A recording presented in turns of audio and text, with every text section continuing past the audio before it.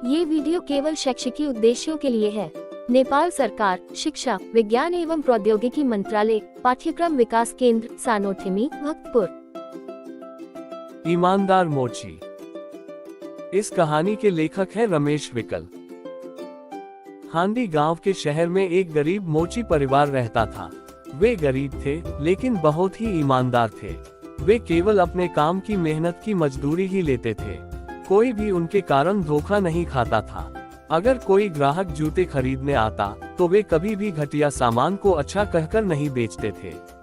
वे अच्छे को अच्छा और खराब को खराब कहकर साफ साफ बता देते थे। अपने ही सामान को अच्छा और मजबूत कहने के बजाय उसे कमजोर बताकर ग्राहकों को लौटा देने के कारण कुछ लोग उन्हें मूर्ख समझते थे। उनकी ईमानदारी पर लोग सहानुभूति दिखाने के बजाय उनका मजाक उड़ाते थे। ग्राहक भी उनके पास बहुत कम आते थे। इस वजह से वे बेचारे ईमानदार मोची बहुत परेशान थे। उन्हें 2 वक्त की रोटी जुटाना भी मुश्किल हो गया था। वे अपने भाग्य को कोसते हुए दिन बिताते थे। कभी कभी इस गरीबी के कारण पति पत्नी में झगड़ा भी हो जाता था। पत्नी कहती, देखो, हम चाहे जितना भी ईमानदारी से काम करें, लेकिन हमें 2 वक्त की रोटी भी मुश्किल से नसीब होती है। हमारे आसपास के मोची कितनी बेईमानी करते हैं, ग्राहकों को धोखा देकर लूटते हैं, फिर भी वे हमेशा अच्छा खाते पीते और पहनते हैं। अगर हम भी उनकी तरह करें, तो हमें भूखा तो नहीं मरना पड़ेगा। लेकिन पति ये बात नहीं मानता था। वह अपनी पत्नी को समझाते हुए कहता, देखो, 2 दिन की इस जिंदगी में बेईमानी करके अच्छे खाने पीने से बेहतर है कि हम ईमानदारी से रूखी सूखी खाकर जिएं। हमसे भी गरीब बहुत लोग हैं। अगर हमने भी ईमानदारी छोड़ दी, तो फिर इंसानियत का क्या बचेगा। इंसान की पहचान ही ईमानदारी से होती है। इस तरह वे कभी शिकायत करते, कभी बहस करते और जैसे तैसे जिंदगी बिता रहे थे। आखिर में वे इस हाल में आ गए कि एक जोड़ी जूते बनाने के लिए चमड़ा तक नहीं खरीद सकते थे। उनके पास एक भी पैसा नहीं बचा था। वे अपने भाग्य को कोसते हुए दिन गुजार रहे थे। उन मोची दंपति की दयनीय स्थिति देखकर ईमान और जमीर नाम के देवताओं के बीच हलचल मच गई। वे सोचने लगे, अगर ये ईमानदार बूढ़े और उसकी पत्नी इसी तरह भूख से मर गए, तो दुनिया में कोई भी ईमानदारी और सच्चाई पर विश्वास नहीं करेगा। सत्य और धर्म की बदनामी होगी। हर कोई बेईमानी, धोखा और झूठ के रास्ते पर चलने लगेगा। इसलिए वे उनकी मदद करने के लिए धरती पर आए। उसी समय उस देश के राजा खेतों में टहल रहे थे। ईमान और जमीर वहीं पहुंचे और उन्होंने राजा के जरिए मोची की मदद करने का उपाय सोचा।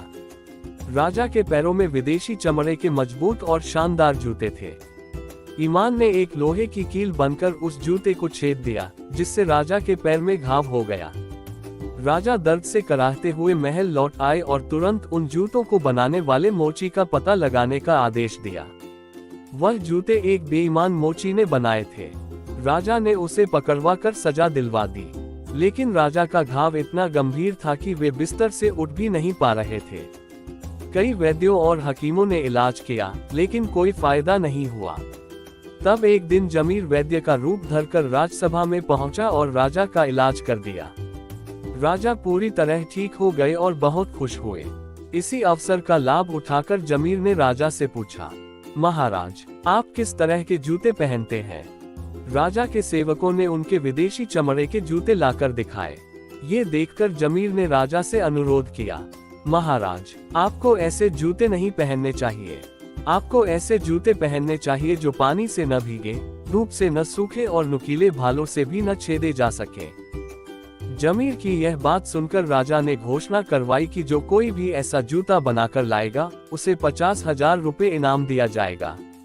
ये सुनकर शहर के सभी बेईमान मोची सोचने लगे कि ये तो ठगने का बढ़िया मौका है।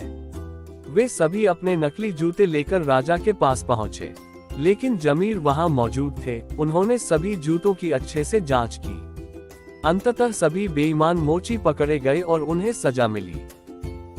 दूसरी ओर बूढ़ा मोची सोच रहा था कि वह ऐसा जूता बना ही नहीं सकता, इसलिए वह चुपचाप बैठा था।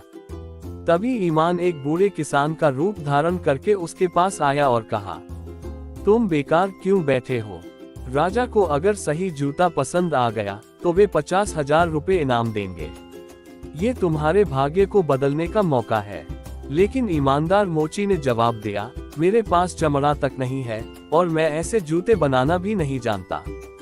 उसकी ये बात सुनकर ईमान ने कहा, मैं तुम्हें चमड़ा खरीदने के लिए पैसे उधार दूंगा, बदले में बाद में तुम मुझे एक जोड़ी जूते बना देना। बूढ़ा मोची तैयार हो गया। ईमान के बताए अनुसार उसने जूते बनाए और उन्हें राजा के पास ले गया। राजा के साथ बैठे जमीर ने उन जूतों को अच्छी तरह जांचा। सच में वे जूते बहुत मजबूत और टिकाऊ थे। वे न तो पानी से भीगते थे, न धूप से सूखते थे और न ही किसी नुकीली चीज से कट सकते थे।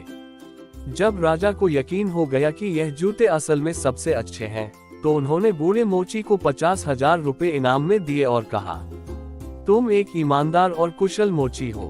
अब से मेरे लिए जूते बनाने का काम तुम ही करोगे। राजा से इनाम और काम मिलने के बाद बूढ़े मोची ने जरूरी सामान खरीदा और अपनी दुकान खोल ली। राजा के मोची बनने के कारण और अच्छे और टिकाऊ जूते बनाने के कारण उनका व्यापार बहुत अच्छा चलने लगा। अब वे पति पत्नी आराम से रहने लगे। ये कहानी हमें सिखाती है कि ईमानदारी और मेहनत से अंततः सफलता मिलती है, जबकि बेईमानी और छल कपट का अंत निश्चित रूप से पराजय में होता है।